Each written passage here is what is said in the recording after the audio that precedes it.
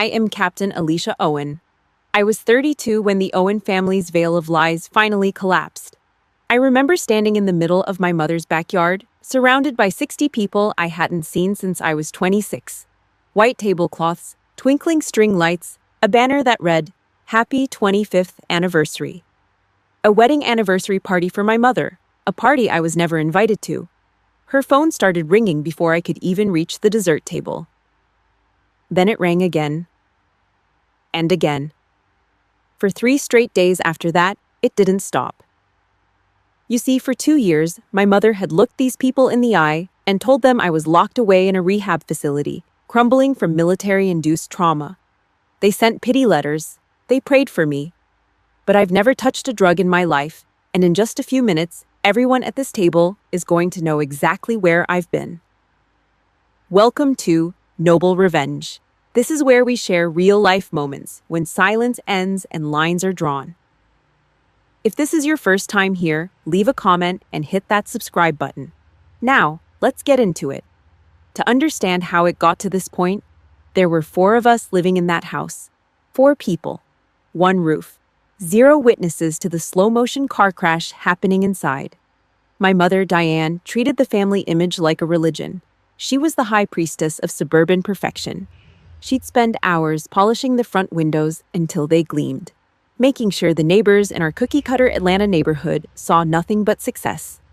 She was the kind of woman who lived for Chardonnay and the quiet manipulation of anyone within earshot. But if you opened the junk drawer in the kitchen, red envelopes, overdue notices, credit card debt stacked high enough to choke a horse. Diane didn't care about the fire in the basement as long as the porch was freshly painted. Then there was Glenn, my stepfather. A ghost with a heartbeat. He sat at the head of the table like a placeholder.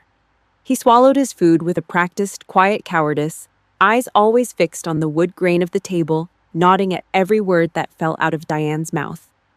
He wasn't a man. He was an accomplice in a cheap tie. And then, there was the star. Derek. Derek was 2 years older than me and the center of Diane's universe. He was the high school baseball captain with a smile designed for one thing: borrowing money he never intended to pay back. He wore off-the-rack suits that Diane convinced him, and everyone else, were the mark of a future entrepreneur. When Derek threw a rock through a neighbor's window at 17, Diane didn't punish him.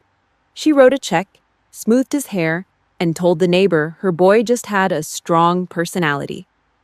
Me. I was the background noise. I was the shadow in the hallway. In the Owen house, your worth was measured by how much you could boost Diane's ego. Derek was her trophy. I was just the help that hadn't been fired yet. I remember the heat of that summer, right before I left. The smell of freshly cut grass from the neighbor's yard drifted through the screen door, that sterile suburban scent of people trying too hard. Inside, the house smelled like Diane's expensive wine and the starch from Derek's jerseys. I stood at the kitchen counter, my enlistment papers in my hand. They felt heavy. They felt like a ticket out of a burning building. Diane didn't even look up from her glass. She took a slow sip, the ice clinking against the rim, and gave me a look that could have frozen the sun. "The army," she said, her voice dripping with a casual, practiced cruelty. "The military is just a place for people who can't hack it in the real world, Alicia." She didn't wait for an answer. She turned her head toward Derek, who was lounging on the sofa, scrolling through his phone. "Derek, honey, tell me more about that scouting report from the weekend game. I'm so proud of you." The air in the room went thin. I stood there, invisible. At dinner that night, the only sound was the clink of silverware against porcelain.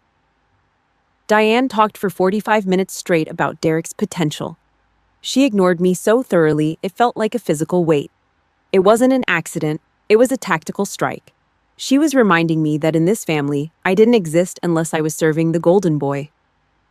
I spent the rest of the evening at the outdoor faucet, scrubbing the mud off my old tactical boots. I was careful not to let a single drop of dirty water hit Diane's precious lawn. I had already learned how to be a ghost. Inside, I could see them through the window. Diane was carefully ironing Derek's baseball jersey, her movements gentle, almost reverent. The smell of the hot iron and fresh fabric softener wafted out to the porch. I looked down at my own hands. Red, chapped from the bleach and the cold water I'd used to scrub my gear in the yard. My clothes smelled like harsh chemicals and sweat. His smelled like a mother's love. The contrast wasn't just a difference in chores, it was a map of my future. That night, I didn't sleep.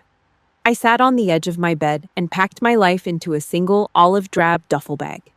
I didn't have much. A few changes of clothes, some books, my pride.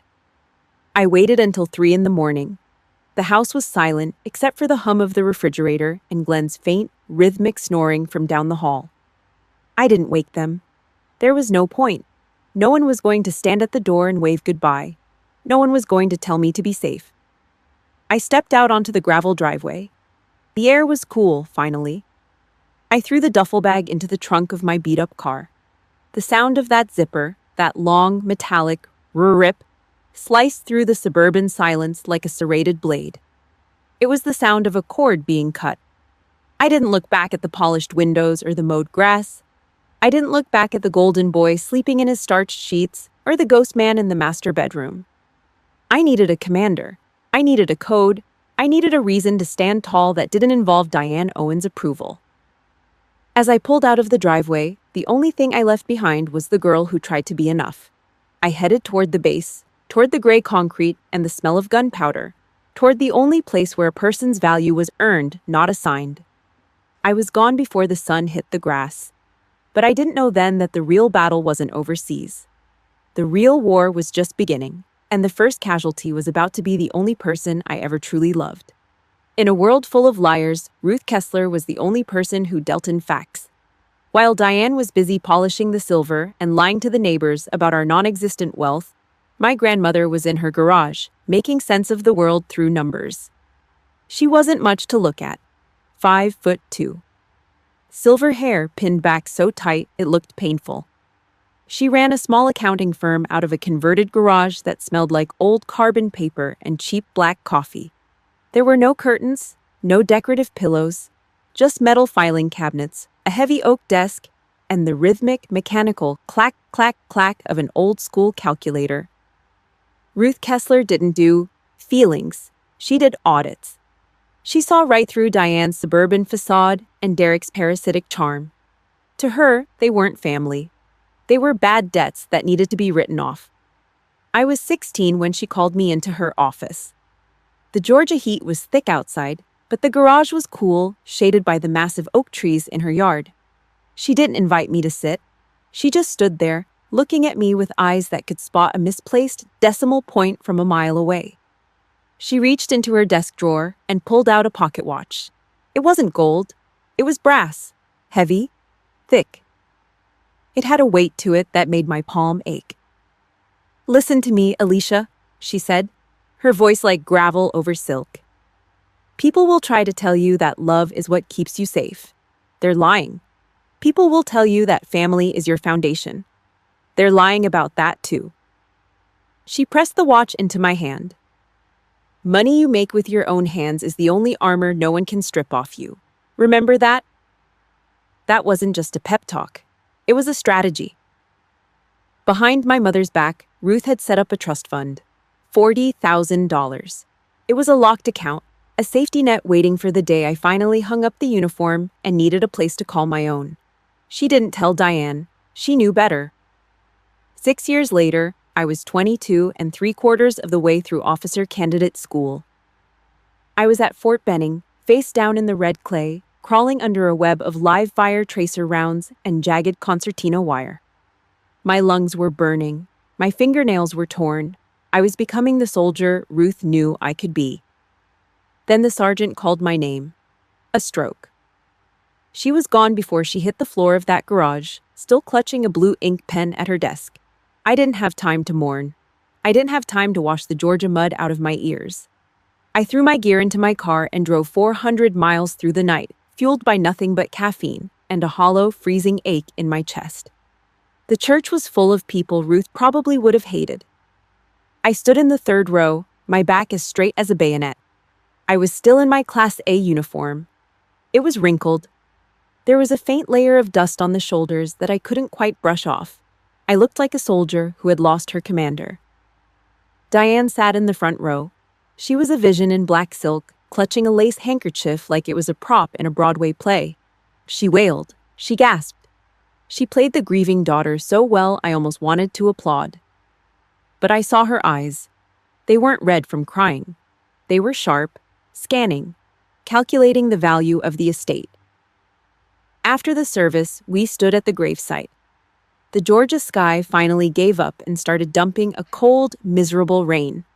The sound of it hitting the black umbrellas was like 1,000 tiny drums. I was exhausted. My eyes were so dry they felt like they were full of sand. I just wanted it to be over. Before we go further into the darkness of that day, I want to take a second to talk to you. We've all had that one person, the one who saw us when the rest of the world looked away. For me, it was Ruth. If you had someone like her in your life, do me a favor. Hit that like button and type Ruth in the comments right now. Let's honor the ones who gave us our armor. And if you're new here, subscribe so you don't miss how this battle ends. Trust me, you'll want to see what happens next. The crowd began to thin out as the mud turned into a thick soup. I stayed by the hole in the ground, staring at the brass watch in my hand. I felt a hand on my shoulder. It was soft, smelled like expensive perfume and rain. "Alicia, honey," Diane whispered. Her voice was sweet, but it had that jagged edge she only used when she wanted something. "You look absolutely spent. You need to get back to base and finish your training. You've worked so hard." She held out a stack of damp, wrinkled papers. "I'll take care of all the legal mess with your grandmother's estate," she said, her eyes wide and full of fake motherly concern. "Just a quick signature so I can handle the paperwork while you're deployed. It'll save you the headache." I should have known. My training told me to check the perimeter, to look for the trap. But I was tired. I was grieving. And for one fleeting, stupid second, I wanted to believe my mother was actually trying to help me. I took the pen. My hand was shaking. I signed the power of attorney. The moment the ink hit the paper, Diane's grip on my shoulder tightened, not in a hug, in a hold. "Go on now," she said, tucking the papers into her purse like a trophy. "Go be a hero." As I walked away through the mud, I didn't realize I had just handed my back to the enemy. I had signed away the only armor I ever had, and in a few months I was going to find out exactly what Diane Owen did with it. Sand gets into everything. It is in your boots, in your teeth, and in the gears of your rifle. For 2 years, I lived in forward operating bases that smelled like diesel exhaust and burning trash. I ate meals, ready to eat out of plastic pouches, and slept with a plate carrier for a pillow. Every cent I made was soaked in sweat. It was hazard pay. Money earned by counting the seconds between mortar thuds and hoping the next one was not for you. I saved every dollar. I was building a future. I was building my own fortress. While I was wearing body armor in 110-degree heat, Derek was back in Georgia playing businessman. He opened an online furniture boutique.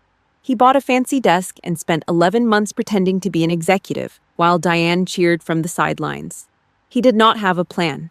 He just had a credit card and a mother who thought he could do no wrong. He burned through his capital in a year. He racked up $47,000 in debt. He was drowning, and Diane was panicking. She was not about to let her golden boy face the consequences of his own stupidity. I called home from the base right after my deployment ended. I was sitting on a footlocker, my skin caked in dust, thinking about the trust fund Ruth had left me. I was ready to buy a house. I was ready to have a door that locked. Diane answered on the second ring. Her voice was smooth, like poisoned honey. "Alicia, honey, it is so good to hear you are safe," she said. I asked her about the trust fund. I asked her when we could go to the bank to finalize the transfer. The line went quiet for a heartbeat. Just a heartbeat. "Oh, Alicia," she sighed.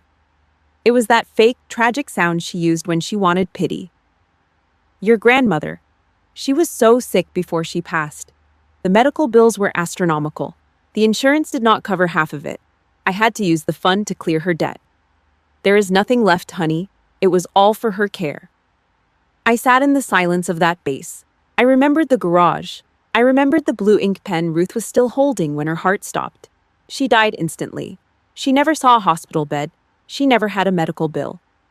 I did not argue. I did not yell. I just closed my eyes and felt the heat of the desert one last time. I see, I said. Then I hung up. I did not call back. I did not send an angry text.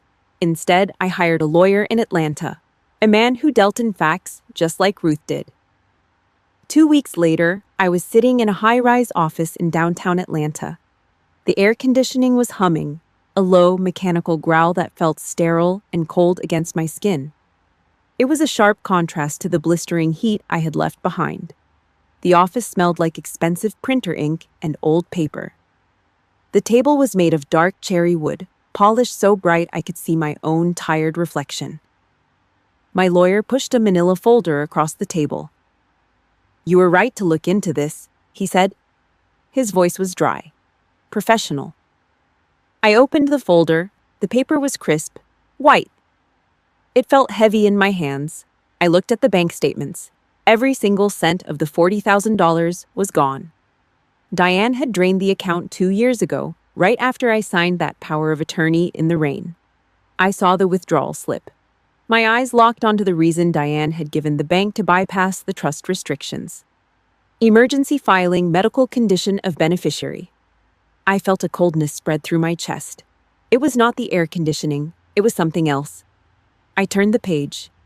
There was a report attached, a medical statement Diane had forged. It said that I, Captain Alicia Owen, was suffering from severe, debilitating military-induced trauma. It said I had post-traumatic stress disorder so advanced I was a danger to myself. It claimed I needed immediate, expensive psychiatric intervention. It claimed I was unstable. She had not just stolen my money. She had weaponized my service. She had looked at my career, my rank, and my honor, and she had dragged it through the mud to get her hands on that cash. She had told the world her daughter was a broken, mental wreck just so she could bail out her lazy son. I looked at the dates. I pulled out my phone and pulled up Derek's public records. The day Diane withdrew the final $20,000 was the exact same day Derek's furniture company filed for bankruptcy. It was not a medical emergency. It was a payoff. She had sold my reputation to keep Derek from losing his car. My lungs felt like they were full of ice. I did not blink. I did not breathe. I just stared at the ink on the page until the words started to blur. "Captain?" the lawyer asked.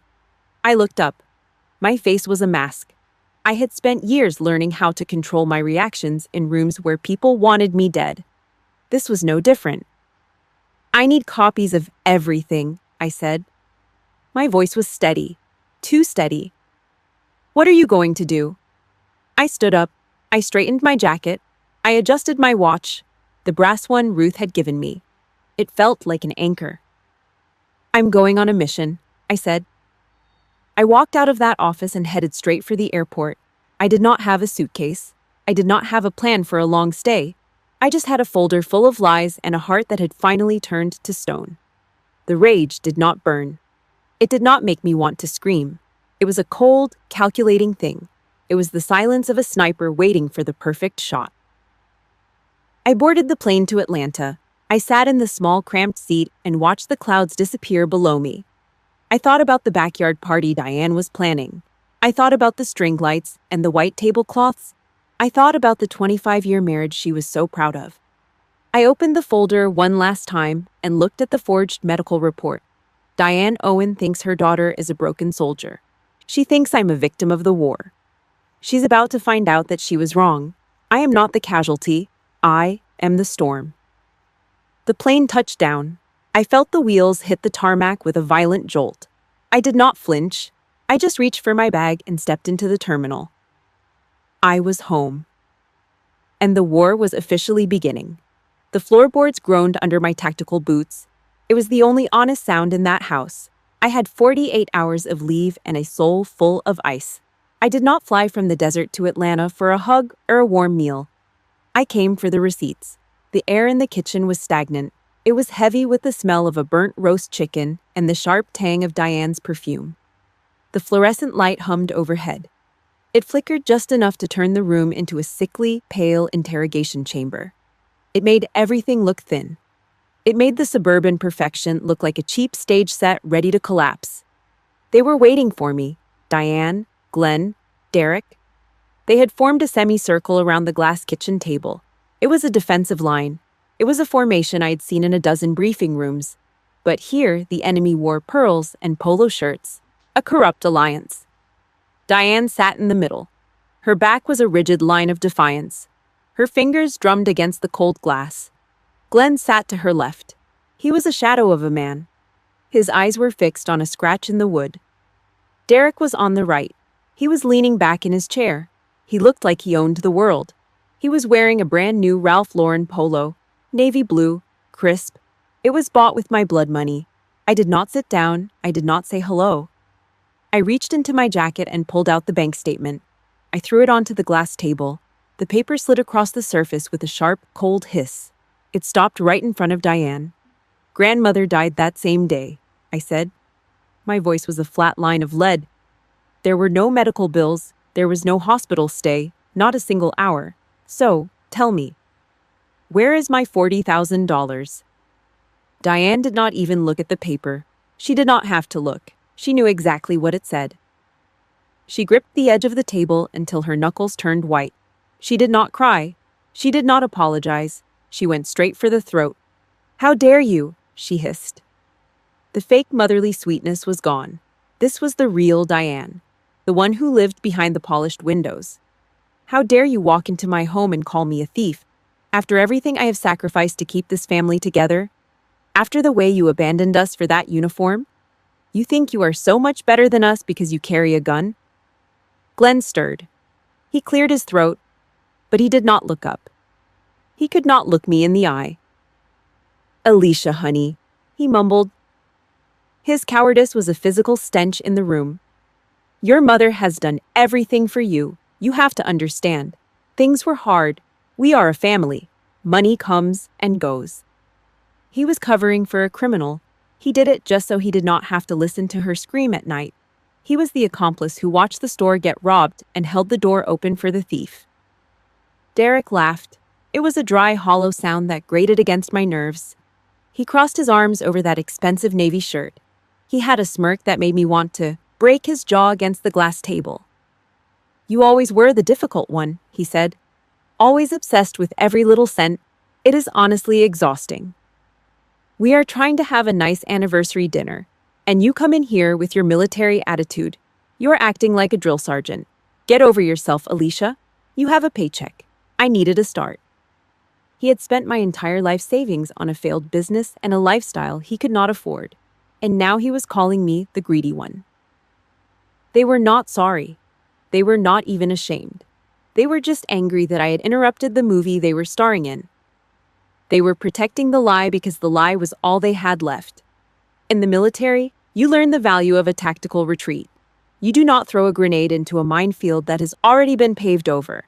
You do not stay and argue with people who have rewritten the truth to make themselves the heroes of their own disaster. I looked at the three of them. I saw the rot. It went all the way to the bone.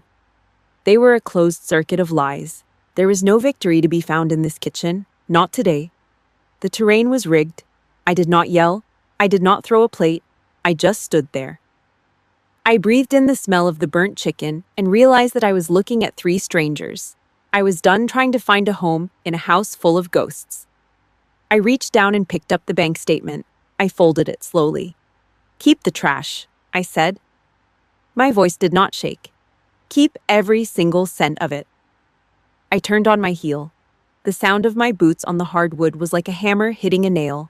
I walked out of the kitchen. I went up the stairs. I did not pack. I did not have anything left in this house that belonged to me. I grabbed my duffel bag from the hallway and walked back down. I did not slam the door. Slams are for people who are coming back. Slams are for people who want to be heard. I closed it softly. I let the silence be my final word. I drove back to the airport. The streetlights of Atlanta blurred into long lines of yellow light. I went straight to the base. I did not go to my bunk. I went to the commanding officer's office. "I want the Berlin assignment," I told him. "NATO logistics. Immediate deployment. I want to be gone by morning. I changed my phone number before I hit the terminal gate. I blocked every email address. I cut every wire. The Georgia border was behind me. The Atlantic Ocean was ahead. The war zone at home was over. I was headed to a place where the rules were clear and the enemies wore different uniforms. I thought about the silence I left behind in that kitchen. I knew Diane would not stay quiet for long. I knew she would find a way to twist this. She would turn my departure into another story of her own suffering. But as the plane lifted off the tarmac, heading east toward the cold German winter, I felt the armor snap into place. She thought she had won. She thought she had gaslighted me into a corner. But she did not know that a tactical retreat is just a way to choose a better vantage point. I was gone, but I was not finished. The Atlantic Ocean is a wide, cold grave for memories. I made sure of that. When I stepped off the plane in Germany, I did not just change time zones. I changed my skin. I buried the girl who sat at that Atlanta kitchen table and replaced her with a ghost who lived for data and logistics. I did not call. I did not write. I did not look back. My disappearance left a hole in the Owen family narrative, a vacuum that Diane could not allow to exist. A missing daughter is a liability for a woman who sells perfection. So, Diane did what she does best. She took the truth, broke its neck, and dressed the corpse in a costume that made her the hero. Sunday morning in suburban Atlanta has a specific smell. It is a mix of freshly mowed lawns, expensive car leather, and the heavy floral perfume of women who think heaven is a gated community. Diane stood in the foyer of the First Baptist Church, her face a masterpiece of controlled grief. She did not yell. She did not rage. She waited until the service ended and the crowd gathered around her. She pulled a single white tissue from her designer purse. She did not wipe her eyes.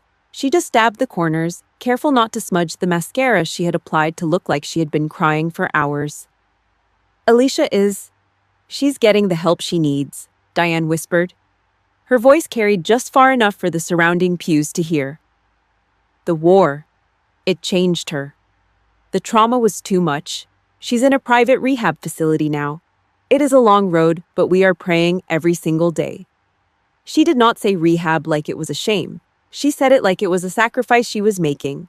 She turned my honorable service into a sickness. She turned my career into a tragedy that she had to carry. Glenn stood beside her, a mute statue of compliance. He did not speak.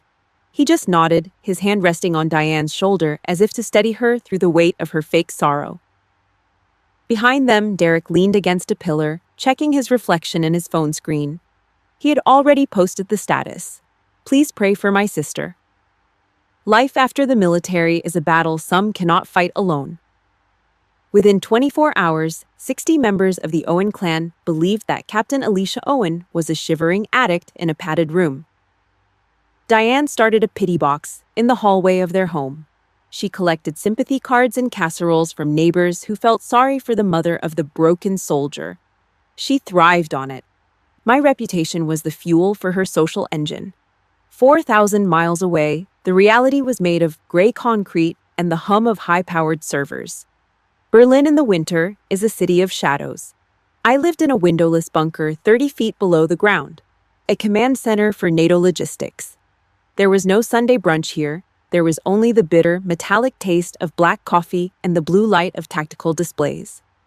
I worked 18 hours a day. I did not have friends. I did not have a life. I had a mission.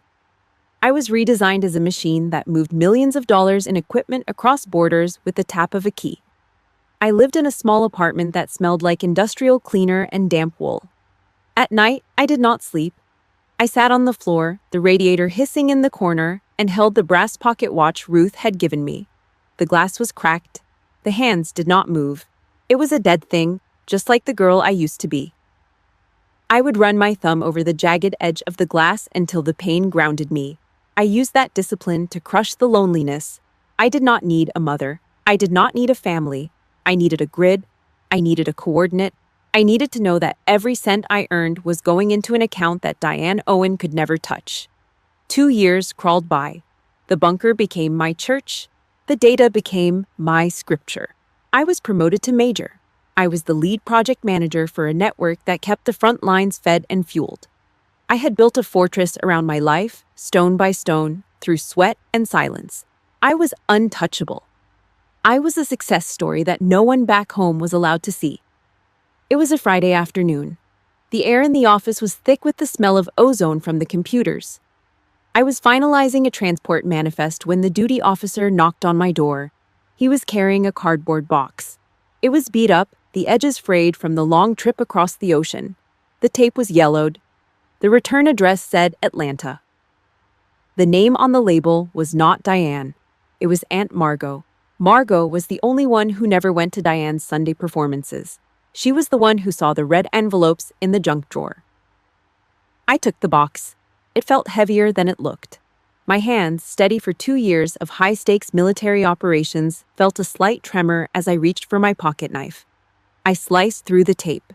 The sound of the adhesive tearing was like a scream in the quiet room. I pulled back the flaps. Inside, there were letters, dozens of them. Cream-colored envelopes with the church logo. Pity letters. Get-well cards addressed to a rehab center I never entered. And at the bottom, a handwritten note from Margot that made my blood turn to liquid nitrogen. I did not know then that this box was the end of my silence. I did not know that Diane had done more than just lie. I stared at the letters, my vision narrowing until the world was just a small square of cardboard. The screen on my desk flickered, but I did not look at it. I looked at the crime my mother had committed in the name of my health. I reached for my phone. It was time to stop hiding in the shadows of Berlin. The bunker was a safe place, but it was also a cage. I stood up, my back straight, my uniform crisp. I looked at the broken watch on my desk. The curtain was finally moving, and I was the one pulling the string. The silence in my Berlin office at 2 a.m. was thick. It was the kind of quiet that felt like a physical weight on my chest. The only light came from the dual monitors on my desk. They cast a cold blue glow over the cardboard box Aunt Margot had sent from Atlanta. It smelled like dust and old paper. I sat back in my command chair. I did not move. I just looked at the 14 cream-colored envelopes spread out on the dark wood. Each one was a small, neat package of poison. I picked up the first one. It was from Aunt Dorothy. She was 81 years old and the unofficial matriarch of the Owen family. I sliced the envelope open with a clean, sharp motion. Inside was a card. It featured a picture of a sunset and a Bible verse about forgiveness. Across the bottom, Dorothy had written, "Alicia, we are all praying that the demons of addiction let you go. Your mother is a saint for carrying this burden. Please find the strength to get clean." I read it twice. My pulse did not jump. I checked the monitor on my left. My heart rate was steady at 60 beats per minute. I was a major in the United States Army. I was in charge of a logistics network that kept thousands of soldiers alive. And yet, back in Georgia, I was a junkie. I was a daughter who had failed. I was the shame that Diane was so bravely managing for the world to see. I opened the rest. They were all the same: pity, judgment, prayers for my recovery. They were letters written to a ghost. Diane had done a hell of a job. She had looked at 60 people in that Atlanta church and told them I was rotting in a rehab facility. She had convinced my entire bloodline that I was a broken, thieving addict. It was a masterpiece of character assassination. I reached for my phone. I initiated a secure video call to Aunt Margot. It was 3 p.m. in Atlanta. She answered on the 4th ring. Her face appeared on the screen, looking tired and worn out. I stood up. I made sure I was standing directly under the overhead light. I wanted her to see me. I wanted her to see the crisp lines of my uniform. I wanted her to see the major's leaves on my shoulders and the NATO flags standing like sentinels behind my desk. "I do not use drugs, Aunt Margot," I said. My voice was a flat, cold blade. Margot let out a choked sob. She covered her mouth with her hand. Her eyes went wide as she stared at the screen. She saw the office. She saw the rank. She saw the truth that Diane had buried under 2 years of lies. "Oh, Alicia," she whispered. "She told everyone. She told us you were gone. She said the army kicked you out. She said you were living on the streets before she found a place to hide you. She cried every Sunday, Alicia. Every single Sunday. I listened. I did not blink. I did not offer comfort. I just processed the data. And that was when the final piece of the puzzle clicked into place. The aha moment. It was not just about the social status. It was not just about Diane wanting to be a martyr. It was a legal maneuver, a retroactive justification. To withdraw $40,000 from a locked trust fund, the bank required an emergency. Diane had used the power of attorney I signed in the rain. But she needed a reason. She had told the bank I was incapacitated by post-traumatic stress disorder and drug abuse. If the family believed I was an addict, then the missing money made sense. They would assume the cash went toward my treatment. The lie was the shield for the theft. It was a perfect, circular crime. I know some of you listening right now have been the one the family pointed their finger at. You have been the one they lied about to cover their own tracks. If you have ever felt the cold weight of a family lie, hit that like button right now. Do not let them win in the dark. Leave a comment with the word truth below, so I know you are standing with me. And if you want to see exactly how I burned her empire down, make sure you are subscribed. This is just the beginning of the end for Diane. I hung up the phone. I did not feel rage. I felt a cold surgical clarity. I reached for the pile of letters. I took 13 of them and dropped them into the shredder. I watched the machine chew through the cream-colored paper until it was nothing but gray confetti. I kept one. The letter from Aunt Dorothy. It was the only weapon I needed for now. I folded it once and tucked it into my breast pocket, right against my heart. I did not call Diane to scream. I did not text Derek to threaten him. That is what an amateur would do. I sat down at my keyboard. The typing was a sharp, rhythmic sound in the dark bunker. I contacted the Judge Advocate General's office. I drafted a formal demand letter. It was not a plea. It was a legal execution. I cited the trust fraud. I cited the forged medical records. I listed the exact amount, $40,000 plus interest. I gave her a 45-day deadline to return every cent. If she failed, I would not just sue her. I would bring the full weight of the military legal system down on her suburban life. I printed the document. I signed it with a blue ink pen, the same kind of pen Ruth was holding when she died. An hour later, my commanding officer knocked on the door. He was holding a draft of the new Defense News magazine. "They want you for the cover story, Alicia," he said. "The woman behind the NATO grid. Are you in?" I looked at the demand letter on my desk. I looked at Aunt Dorothy's letter in my pocket. "Yes," I said. "I want the cover. Put my full name on it. Make sure it is everywhere." The weapon was loaded. The empire of lies was about to meet the light of day. And I was the one holding the match. Recognition in the military is not about a pat on the back. It is about the mission. My logistics routing system had just saved a multi-million-dollar project for the Allied forces. It was a grid of efficiency that cut through the waste and the corruption of the supply chain. In the bunker in Berlin, I was the woman who made the impossible move. The editor from Defense News magazine called my commanding officer. They wanted an exclusive interview. They wanted a cover story on the major who had revived the billion-dollar network. Usually, I would say no. I lived in the shadows for a reason. I liked the silence. But then I looked at the legal demand letter sitting on my desk. I looked at the 40-day clock ticking down for Diane. I needed more than just a lawyer.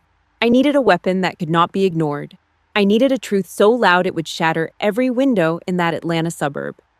"I will do the interview," I told my commander. "But I want it my way. Real photos, real name, real rank. I want the world to see exactly who is running this network." The photo shoot happened in the cold light of a hangar. The flashbulbs were sharp and white. Each pop of the light felt like a round being chambered. I stood tall. I did not smile. I wore my dress blues, the metals on my chest reflecting the artificial glare. I looked into the lens, and I did not see a photographer. I saw Diane. I saw Derek. I saw the 60 people who thought I was a junkie in a padded cell. I was not posing for a magazine. I was preparing a tactical strike. The article hit the stands on a Tuesday morning. The headline was printed in bold, black ink. the logistics officer who revived a billion-dollar network.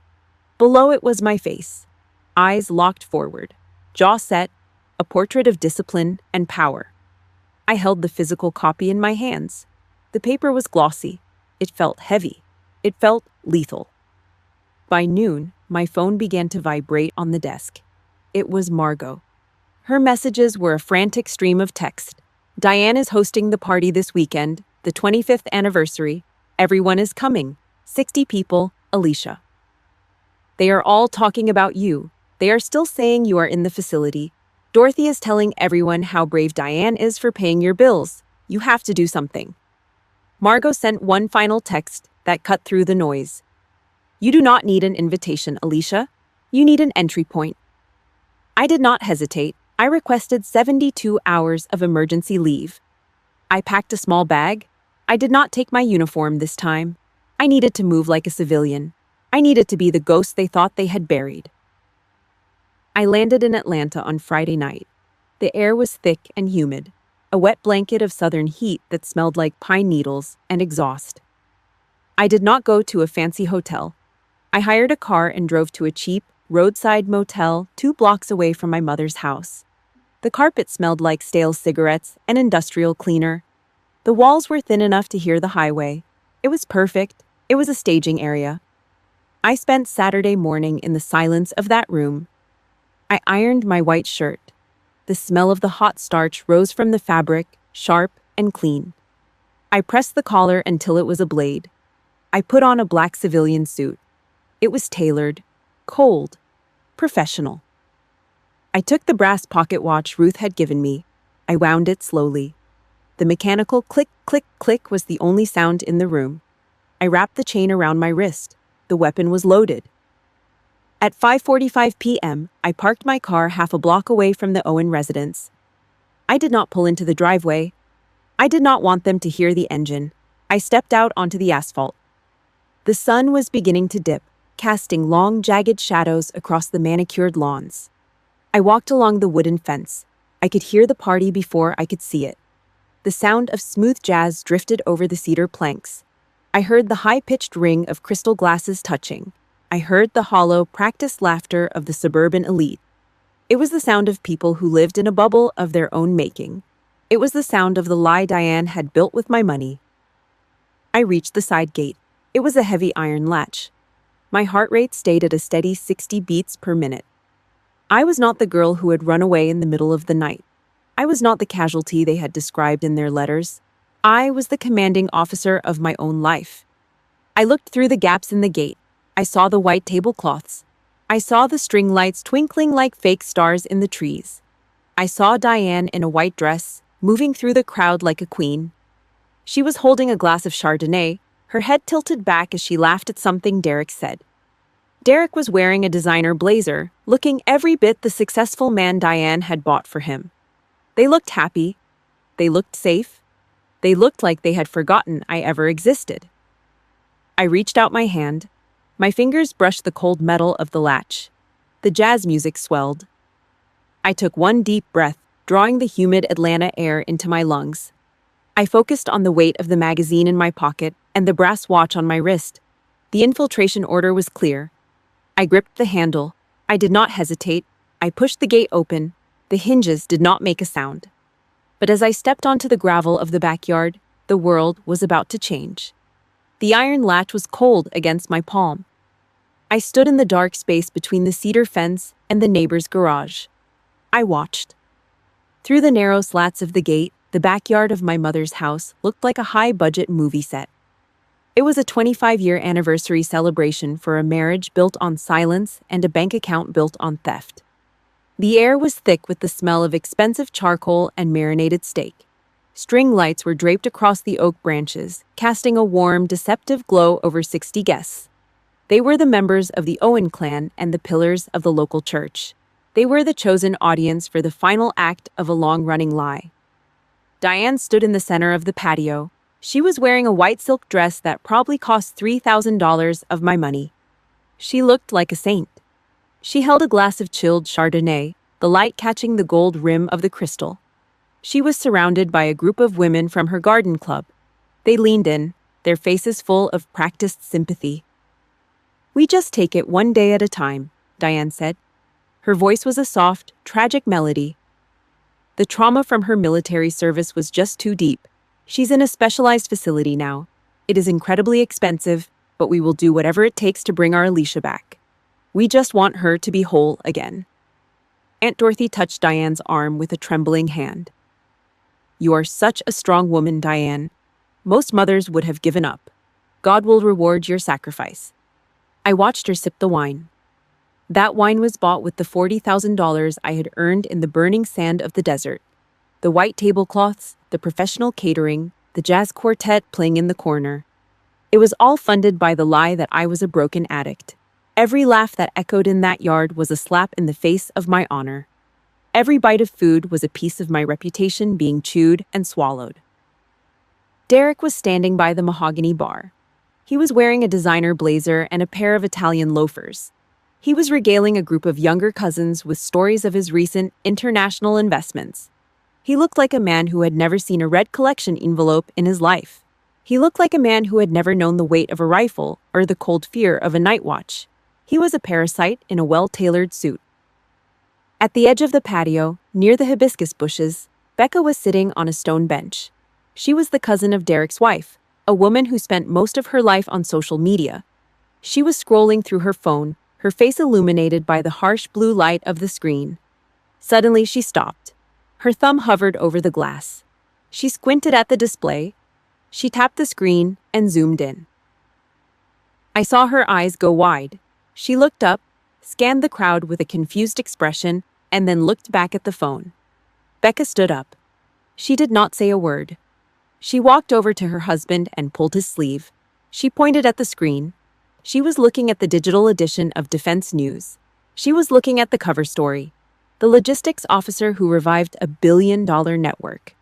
The whisper started as a small spark in a dry field. It moved from Becca to her husband, then to a cousin, then to an uncle. They looked at the phone, then they looked at Diane, who was still playing the role of the grieving mother. The music was still playing, a smooth saxophone solo, but the energy in the yard began to shift. The laughter died down.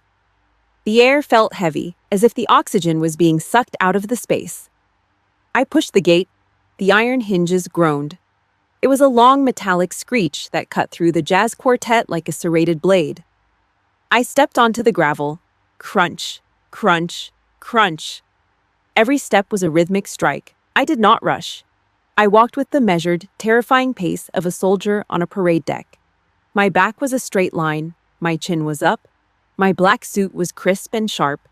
My eyes were locked on the woman in the white silk dress. The guests closest to the gate saw me first. A man dropped his appetizer plate. A woman gasped and covered her mouth with both hands. The silence followed me as I moved through the yard. It was like a wave of cold water hitting the party. The saxophone player stopped mid-note. The only sound left was the wind in the oak trees and the steady sound of my boots on the stone patio. I was not the girl they expected. I was not thin. I was not trembling. I did not look like I had been in a rehab facility for 2 years. I looked like a woman who could command an army. I looked like the truth. Diane was still talking to Dorothy. She had her back to me. She was laughing at something the older woman had said. "It is just a matter of faith," Diane said. Then she felt the silence. It was a physical weight. She realized no one was looking at her anymore. They were looking past her. Diane turned around slowly. The glass of Chardonnay slipped through her fingers. It did not just fall. It seemed to hang in the air for a second before it hit the brick floor. Smash! The crystal shattered into 1,000 jagged pieces. The pale yellow wine splashed across the white silk of her dress. It looked like a permanent stain. It looked like a fresh wound on a white shroud. Diane's face went gray. The color drained from her cheeks until she looked like the ghost she had claimed I was. Her mouth opened, but no sound came out. She looked at me, then she looked at the 60 guests. Becca stepped forward. She held the phone up like a weapon. The screen was bright. The image of me in my dress blues, the major's leaves shining on my shoulders, was visible to everyone. "Is this you?" Becca asked. Her voice was shaking with shock. On the cover of this magazine, it says you are in Berlin. It says you are an elite commander. It says you saved $1 billion network. I did not look at Becca. I did not look at the phone. I kept my eyes on Diane. I walked until I was exactly 2 meters away from her. I stopped.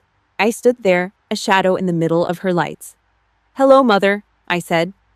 My voice was a flat, lethal calm. It carried to every corner of the yard.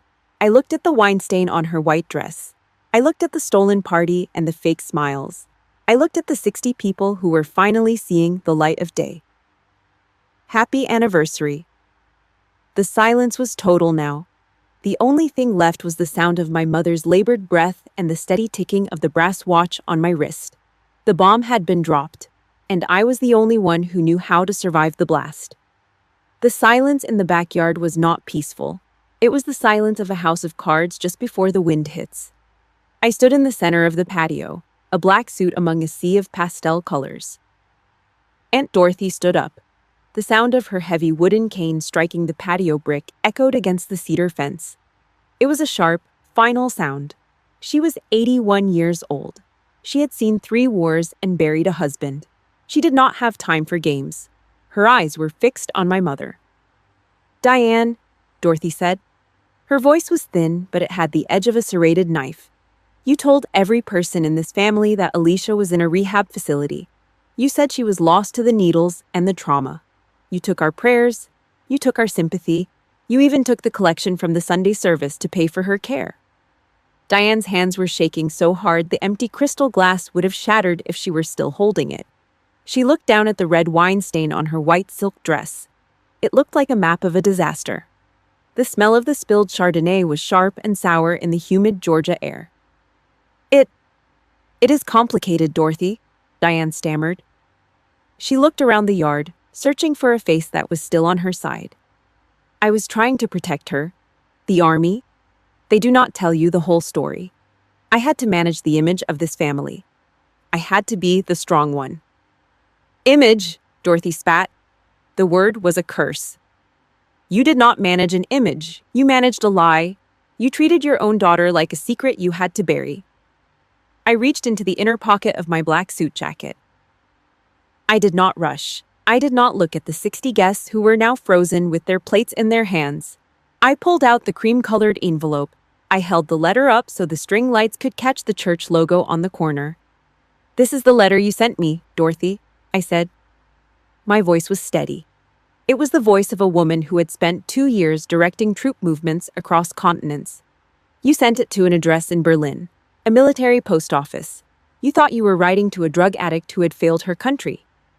But you were writing to a major in the United States Army." I walked to the nearest white-clothed table and placed the letter down. I also placed a copy of the Defense News magazine next to it. The guests leaned in. They saw the postmark. Berlin. A P.O. They saw the photo of me in my dress blues, standing in front of a NATO flag. "I was never in a rehab facility," I said. I looked directly at my mother. I watched the muscle in her jaw twitch. "I was in Germany. I was the commanding officer of a NATO logistics task force. I was managing a $1 billion grid while you were telling everyone I was a junkie so you could steal $40,000 of my grandmother's money." The collective gasp of 60 people was a physical pressure. It was like the air had been sucked out of the yard. Becca stepped forward. She was still holding her phone. She looked at Derek, who was trying to hide behind the mahogany bar. "You stole it," Becca yelled. Her voice was high and jagged. "You opened that furniture business with stolen money? You told us it was an inheritance from a distant relative. You lied to my face, Derek." Derek did not look at her. He did not look at me. His face was a deep, ugly red. He stood there in his designer blazer, looking like a small boy caught with his hand in the cookie jar. Only the jar was full of blood money. He did not look like an entrepreneur. He looked like a thief. "Speak up, Derek," I said. "Tell them how much the loafers cost. Tell them how much of my blood money went into your leather seats." Derek narrowed his eyes. He did not look ashamed. He looked furious. He pointed a finger at my face. "You are a selfish bitch, Alicia," he screamed. His voice was cracking. "You come here, on their 25th anniversary, And you do this? You ruined the night. You ruined everything. Who cares about the money? We are family. You are supposed to protect us. You are supposed to be the one who carries the load. Protect you? Becca laughed. It was a cold sound. You spent her life savings on a failed store and a lifestyle you did not earn. You are a parasite, Derek. Diane turned to Glenn. Her face was a mask of desperation. Glenn, say something. Tell them she is lying. Tell them about her trauma. Tell them I am a good mother. Glenn was the ghost of the Owen house. He had spent his life hiding in the shadows of Diane's ego. He looked at me for a split second. I saw the cowardice in his eyes. It was a deep, yellow thing. He took 2 steps back. He literally retreated into the shadows of the hibiscus bushes. I have to go inside, he mumbled. He turned and walked away. He abandoned his wife in the middle of her own execution. He chose survival over the lie. Diane was alone. Suddenly the silence was broken by a rhythmic buzzing of phones across the backyard. Pings. Vibrations on wood. The truth was no longer a secret. It was a digital fire. Aunt Margot had been busy. The family group chat was exploding. People who were not at the party were seeing the bank statements I had emailed to Margot an hour ago. Diane's phone, sitting on the glass table, began to ring. The screen lit up with the name of the church pastor. Then it rang again. A different name. It was a warning bell. Diane looked at the phone as if it were a bomb. She looked at the 60 guests who were now looking at her with pure disgust. She realized her stage had collapsed. The curtains were on fire. She did not say a word. She did not look at me. She turned and ran. Her heels clicked unevenly on the patio brick as she fled into the house. The glass door slammed shut behind her. Derek followed her, still shouting about his ruined night. I stood in the center of the yard. I looked at Aunt Dorothy. She nodded at me once, a silent acknowledgement. I looked at Aunt Margot. She reached out and squeezed my hand. Go, Margot whispered. There is nothing left here but the dust. I nodded. I turned my back on the white tablecloths. I walked through the iron gate. The gravel crunched under my boots. It was the same sound I heard 10 years ago. But this time, I was not running. I walked to my car and started the engine. I looked at the brass watch on my wrist. The second hand was still dead. But the weight of it was not a burden anymore. It was a trophy. I pulled away from the curb. The empire was gone. The war was over. I headed toward the highway, toward the airport, toward the cold, honest air of Berlin. I was the major now. And I was finally going home. The air in the cabin of the Boeing 747 was stale, smelling of recycled oxygen and cheap coffee. I sat in seat 14C and watched the sun crawl over the Atlantic. Behind me, the life I used to know was a burning wreck in the Georgia dirt. I did not turn on my phone when we touched down at Berlin-Brandenburg Airport. I did not need to see the notifications to know the blast radius, Margot told me later. The family group chat did not just leak, it erupted. Aunt Dorothy had gone on a warpath. She made it clear to every cousin, second cousin, and neighbor that Diane Owen was no longer welcome at any table in the county. The perfect suburban shield was not just cracked, it was pulverized. I was back in my Berlin apartment by noon. The space was small, gray, and smelled of industrial floor wax. It was perfect. The screen of my laptop was the only light in the living room as I sat on the floor, my back against the cold radiator. An email arrived at 2 a.m. Subject, from Dad. I read it twice. It was 3 lines of weak, gray text. I'm sorry, Alicia. I should have said something. I should have stood up. I hope you can find it in your heart to forgive us. I looked at the words. I did not feel a single spark of anger. I felt nothing. It was like reading a stranger's grocery list. I moved the cursor over the trash icon. 1 click. Then I went into the settings and blocked the address. Forever. A tactical withdrawal is not about running away. It is about removing the target from the enemy's range. Some bridges are not worth rebuilding. They are meant to stay in the water where they fell. My lawyer in Atlanta was a man who enjoyed his work a little too much. He did not care about the sanctity of the family unit. He cared about criminal fraud. He sent the final demand letter to the house on the hill 3 days after the party. He did not just ask for the money back. He laid out the evidence of the forged medical records.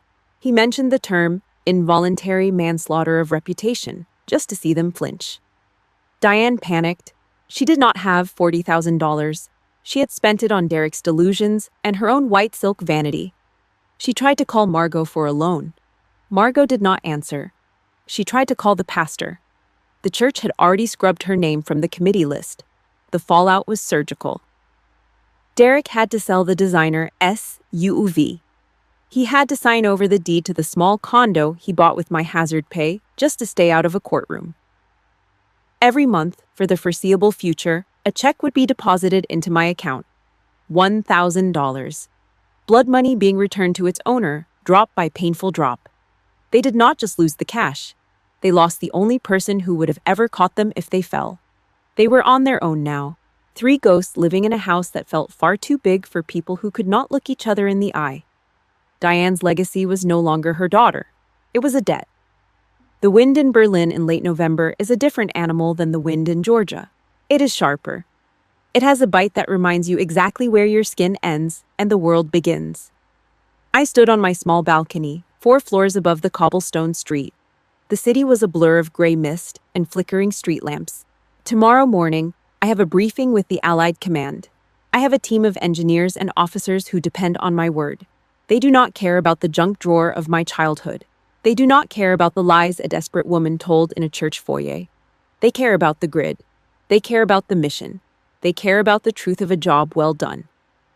I have realized something in the silence of this city. Blood does not make you a family. It just makes you a relative. Family is the person who holds the line when the world goes dark. Family is the person who does not sell your future to pay for their own failures. My family wears a different uniform now. We speak in coordinates and data points. There is more loyalty in a windowless NATO bunker than there ever was in that suburban kitchen. I am not a daughter seeking a home anymore. I'm a soldier who built her own fortress. I reached into the pocket of my wool coat. I pulled out the brass watch. The metal was cold against my palm. I looked at the cracked glass, the jagged line running across the face like a scar. I looked at the hands that had stopped moving years ago. It was a broken machine, a relic of a time when I believed in things that did not exist. I held it in my hand and felt the weight of it. It was heavy, but it was no longer a burden. It was a trophy of a war I did not ask for, but one I certainly finished. I took the small brass knob between my thumb and forefinger. I began to turn it. Click, click, click. The sound was dry and mechanical. It was the sound of a heart finally finding its own rhythm. I was not trying to fix the watch. I was closing the gate. I was winding the spring of my own survival. The war was over. The casualties were counted. The lines were drawn in permanent ink, and I was the one left standing in the light of a new day. Major Alicia Owen, unbroken, free. The clock was finally mine to wind.